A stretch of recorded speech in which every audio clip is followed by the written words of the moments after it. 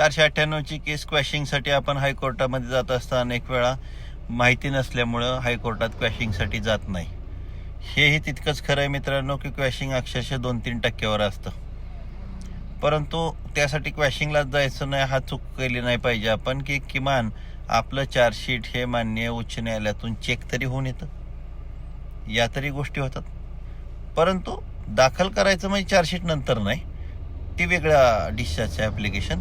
त्यामुळे दाखल करताना आपल्यावर FIR झाली असेल तर 1 महिन्याच्या आत किंवा चार्जशीट जायच्या आत आपण लवकरात लवकर जेवढं शक्य आहे तेवढ्या लवकर हायकोर्टात जाणं गरजेचं आहे.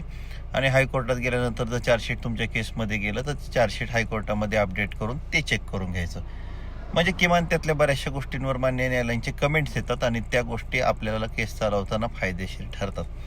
त्यामुळे हायकोर्टात जाण्याचा निर्णय पक्का करा, त्याच्यामध्ये फारसं विचार करत बसू नका.